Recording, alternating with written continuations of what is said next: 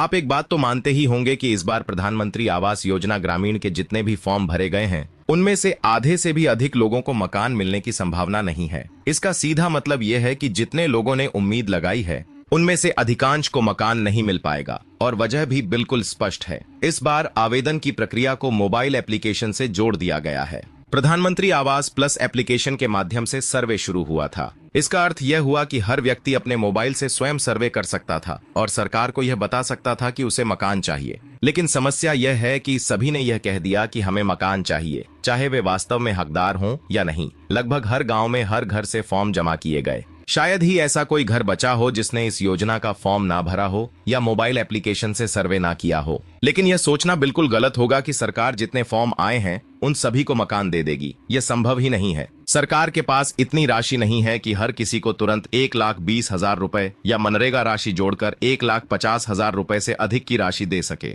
असल में अब शुरू होगा वेरिफिकेशन। जिन लोगों ने फॉर्म भरे हैं और दावा किया है कि उन्हें पक्का मकान चाहिए, अब उनकी सच्चाई जांची जाएगी। यह जांच यह सुनिश्चित करेगी कि क्या वे वास्तव में मकान के हकदार हैं, क्या उनके पास सचमुच घर नहीं है, क्या वे झोपड़ी में रह रहे हैं या क्या उनके पास पहले से ही पक्का घर है। कई लोग लालच में भी फॉर्म भर सकते हैं। अब यह प्रक्रिया पंचायत स्तर पर शुरू होगी। पंचायत में सूची भेजी जाएगी जिसमें आपके गांव के सभी लोगों के नाम होंगे जिन्होंने सर्वे किया है। इसके बाद तय होगा कि किसके नाम पर सही का निशान लगाया जाए और किसका नाम सूची से हटाया जाए। यह पूरी जिम्मेदारी ग्राम विकास अधिकारी, सरपंच और पंचायत के अन्य कर्मचारियों की होगी। यही निर्णय लेंगे कि वास्तव में किसे घर मिलना चाहिए और किसे नहीं। यही कारण है कि अक्सर देखा जाता है कि जिन लोगों को घर की वास्तविक जरूरत होती है उन्हें मकान नहीं मिलता और जिनके पास पहले से ही ठीक ठाक मकान है उन्हें यह सुविधा मिल जाती है। पंचायत में लिए गए निर्णयों के पीछे की यही हकीकत होती है। इस बार भी यही प्रक्रिया अपनाई जाएगी। पंचायत में बैठकर सूची की जांच होगी और उसके आधार पर तय होगा कि प्रधानमंत्री आवास योजना का लाभ किसे मिलेगा। अगर आप वास्तव में इस योजना के हकदार हैं,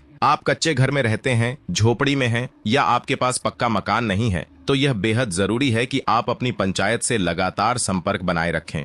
पंचायत के सचिव, सरपंच और अधिकारियों से कहें कि जब सूची में आपका नाम आए तो कृपया उस पर सही का निशान जरूर लगाएं। उनसे यह भी कहें कि अगर उन्हें शक है तो वे आपके घर आकर स्वयं देख लें कि आपको वास्तव में पक्के मकान की जरूरत है। याद रखें, इस योजना से मिलने वाली राशि से एक पूरा मकान बनाना संभव नहीं होगा, लेकिन यह एक महत्वपूर्ण शुरुआत हो सकती है। यह राशि आपको अपने कच्चे घर से बाहर निकलकर एक सुरक्षित स्थान पर रहने का मौका दे सकती है। कम से कम एक छोटा आश्रय तो आपको अवश्य मिलेगा। यही कारण है कि अपने नाम को सूची में सुरक्षित रखना अत्यंत आवश्यक है। अगर आप इस योजना के हकदार नहीं हैं, तो कृपया यह राशि लेने से बचें।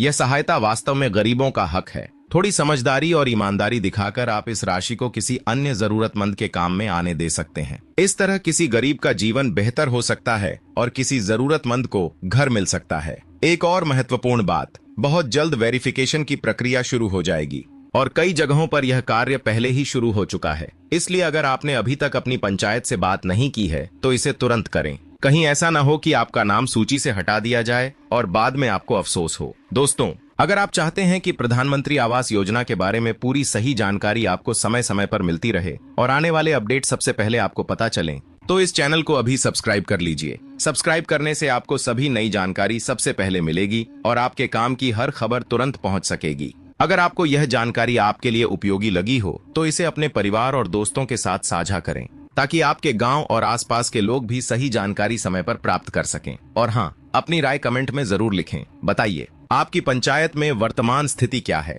किन्हें मकान मिल रहा है और किन्हें नहीं? आपकी राय और अनुभव बहुत महत्वपूर्ण है और इसे जरूर सुना जाएगा। याद रखें, यह योजना केवल उन लोगों के लिए है जिन्हें सचमुच घर की जरूरत है। अगर आप हकदार हैं तो अपने नाम को सुरक्षित रखिए और अगर आप हकदार नहीं हैं तो किसी और जरूरतमंद का हक मत छीनिए। यही असली ईमानदारी है और यही इस योजना का उद्देश्य है।